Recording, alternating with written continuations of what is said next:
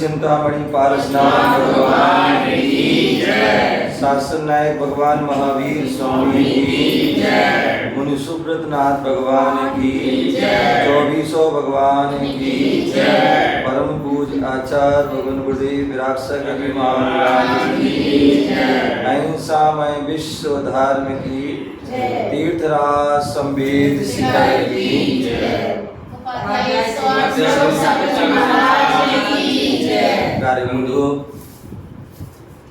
आज हम सभी पुनः भारत की राजधानी दिल्ली और दिल्ली का जो दिल रोहिणी और रोहिणी में जैन नगर कराला,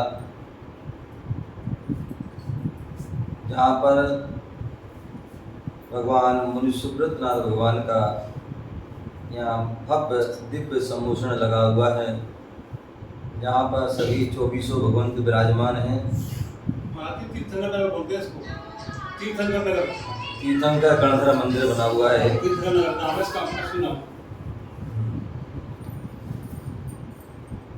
तीर्थंकर गणधर मंदिर है और ये तीर्थंकर नगर नाम से जाना जाता। बाकी जो है मुख्य तो जैन नगर ज़्यादा प्रसिद्ध है, जैन नगर कराला। तो आज हम सभी यहाँ बैठे हुए, शाम का वक्त गुरु भक्ति का संस्कार यात्रा का कुछ हम जानने के लिए, समझने के लिए बैठे हुए यहाँ पर। और 4 पंक्तियों के माध्यम से हम जो है भगवान को याद करते, गुरुओं को याद करते हैं। एक ऐसे संत जिन्हें नवते, एक ऐसे संत जिन्हें नवते, एक ऐसे संत जिन्हें नवते उनका कुंदन खो जाता है। ऐसे संत जिन्हें नवते उनका कुंदन खो जाता है, जिनके चरणों में अंगारा आकर चंदन बन जाता है, जिनके चरणों में अंगारा आकर चंदन हो जाता है। चेतनता इतनी खिल जाती, चेतनता इतनी खिल जाती कि तन तन्मय हो जाता है। चेतनता इतनी खिल जाती कि तन तन्मय हो जाता है और इनका बंधन करते करते खुद का बंधन हो जाता है। इनका बंधन करते करते खुद का बंधन हो जाता है। बोले परम पूज्य आचार्य भगवान गुरुदेव विरासत जी महाराज की जय। 4 पंक्तियां और गुरुदेव के चरणों में एक भक्त जो है क्या कामना करता है? भूलने लग जाऊं तो आगाह कर देना। कहते ना भगवान गुरुदेव कुछ भूल जाए तो बता देना है। भूलने लग जाऊं तो आगाह कर देना। साइलेंट कर दो, साइलेंट। हेलो पंडित जी,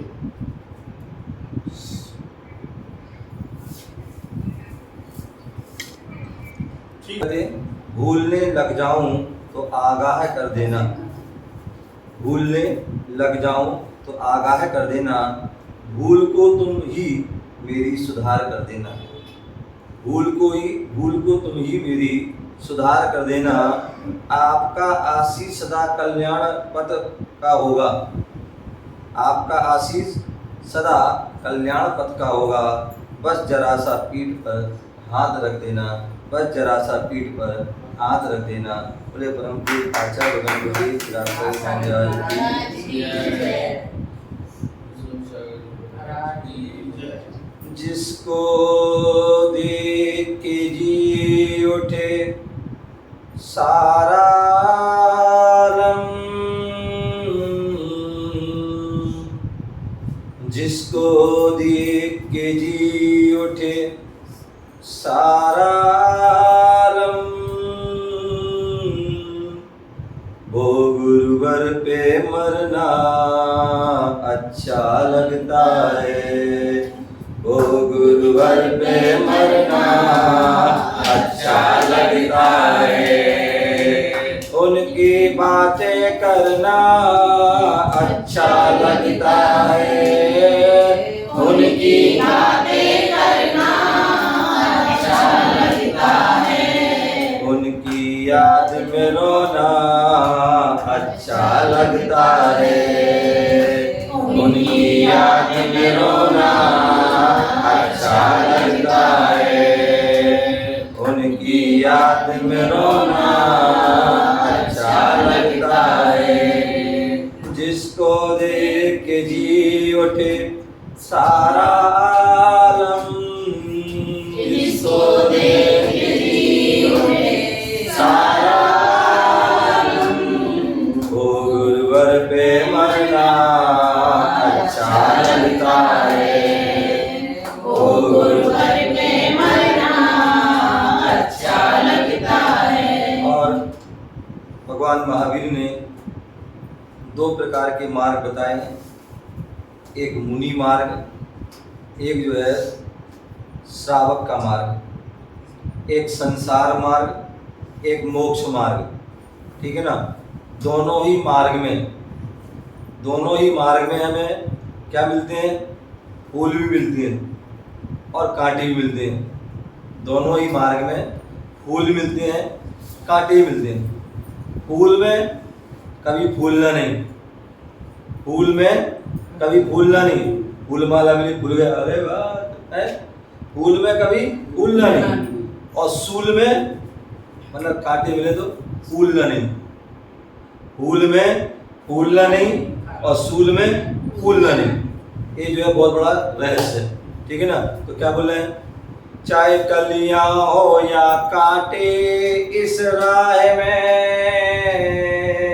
चाहे कलियां हो या कांटे इस राह में। तो श्रावक का मार्ग, गृहस्थी का मार्ग हो, उसमें भी अनेक प्रकार के झंझट हैं, परेशानियां, संकट हैं, कष्ट हैं, पीड़ा है। और साधु के मार्ग पर भी चलते हैं तो वहाँ भी अनेक प्रकार के उपसर्ग, परिचय आदि आते हैं। तो हमें क्या करना है, चाहे कलियां हो या कांटे इस राह में, चाहे कलियां हो या कांटे इस राह में, अपनी धुन में चलना अच्छा लगता है, अपनी धुन में चलना अच्छा लगता है, उनकी बातें करना अच्छा लगता है, उनकी बातें करना अच्छा लगता है, उनकी याद में रोना अच्छा लगता है, उनकी याद में रोना अच्छा लगता है। और क्या बोल रहे हैं, संसार में जब हम रहते हैं, जब तक जो है कर्म से सहते हैं, तो जीवन में साता का उदय भी आता है, असाता का उदय भी आता है। साता के उदय में सुख मिलता है और असाता के उदय में दुख मिलता है।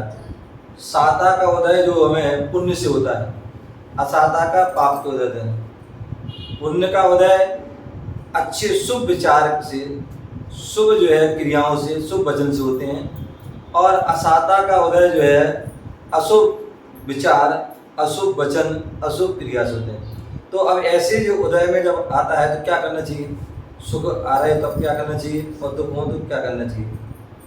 चाहे साता हो या असाता इस जीवन में, चाहे साता हो या असाता इस जीवन में, चाहे साता हो या असाता इस जीवन में, चाहे साता हो या असाता इस जीवन में। दुख जो है कैसे दूर होंगे, कष्ट दूर कैसे होंगे। एक प्रभु की भक्ति, गुरु की भक्ति, पंच परमेष्टि की भक्ति।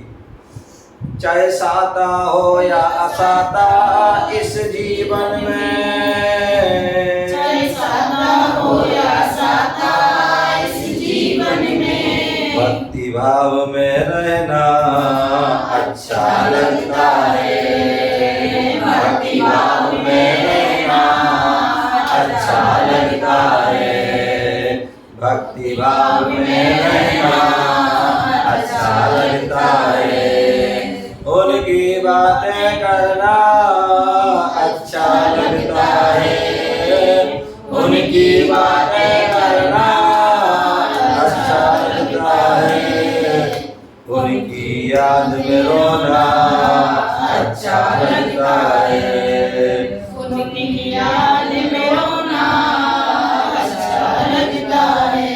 जिसको देख के जी उठे सारा आलम, जिसको देख के जी उठे सारा आलम, वो गुरुवर पे मरना अच्छा लगता है, वो गुरुवर पे मरना अच्छा लगता है। भगवान महावीर स्वामी अपनी दिव्य ध्वनि में कहते हैं, आचार्य कुंद कुंद आदि सभी आचार्य भवन कहते हैं, सभी संत कहते हैं, क्या कहते हैं? बोले जीव संसार में क्यों घूमता है, संसार के दुखों क्यों भोगता है? उसका कारण है बंध। क्या करता है? कर्मों का बंध करता है। और कर्मों का बंध कैसे होता है? बोले पहले आश्रव होता है, फिर बंध होता है। कर्म आश्रव आते हैं, कर्म रूपी आश्रव आते हैं, और उनका जो है आत्मा से कर्मों का जो है बंद हो जाता है। तो वह कैसे होता है? आश्रव कर्म कैसे आते हैं? तो उसके लिए हम राग करते हैं तो भी कर्म आते हैं, द्वेष करते हैं तो भी कर्म आते हैं। राग कर रहे हैं तो भी हमारे परिणाम अलग हो रहे हैं, द्वेष कर रहे हैं तो भी कर रहे हैं, ठीक है ना? तो इसलिए आचार्य कुंद कुंद आचार्य भगवान महावीर स्वामी क्या कह रहे हैं? बोले ना राग करो ना द्वेष करो जिन्हें आज्ञा, ना राग करो ना द्वेष करो जिन्हें आज्ञा, आज्ञा और में धरना अच्छा लगता है, आज्ञा और में धरना अच्छा लगता है। बोले 4 प्रकार के ध्यान होते हैं, एक आर्त ध्यान, रौद्र ध्यान, धर्म ध्यान और शुक्ल ध्यान। और इन 4 के भी 4 भेद होते हैं, टोटल 16 भेद हो जाते हैं। और 16 में जो है 8 जो है शुरू के, आर्त के 4 और रौद्र के ये अशुभ होते हैं, और धर्म के और शुक्ल के ये क्या होते हैं? जो शुद्ध होते हैं, शुभ होते हैं। और धर्म और शुक्ल में भी जो धर्म के 4 हैं वो परंपरा से मोक्ष के कारण है, और शुक्ल ध्यान है वह साक्षात मोक्ष के कारण है। तो इसलिए जो धर्म ध्यान में सबसे पहला भेद है, वो श्रावक के लिए भी उपयोगी है और साधु के लिए भी उपयोगी। वो क्या है? आज्ञा विचय धर्म ध्यान, पंच परमेष्टि की आज्ञा का पालन करना, देव, शास्त्र और गुरु इन तीनों की आज्ञा का जैसा उन्होंने कह दिया उसको वैसा ही उसको स्वीकार करना, उसमें किंतु परंतु आदि नहीं करना।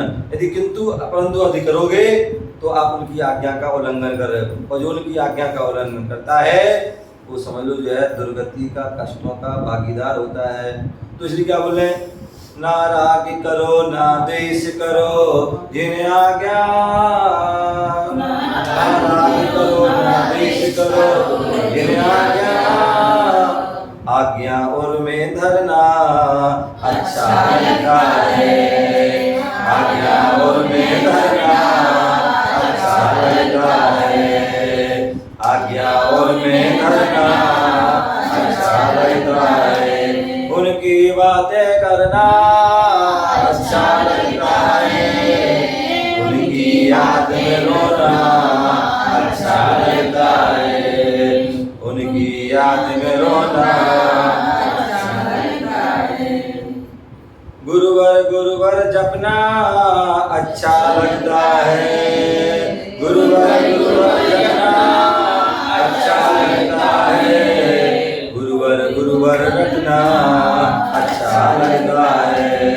गुरुवर गुरुवर रटना अच्छा लगता है, उनकी बातें करना अच्छा लगता है, उनकी बातें करना अच्छा लगता है, उनकी याद में रोना अच्छा लगता है, उनकी याद में रोना अच्छा लगता है, जिसको देख के जी उठे सारा आलम, जिसको देख के जी उठे सारा आलम, वो गुरुवर पे मरना अच्छा लगता है, वो गुरुवर पे मरना अच्छा लगता है।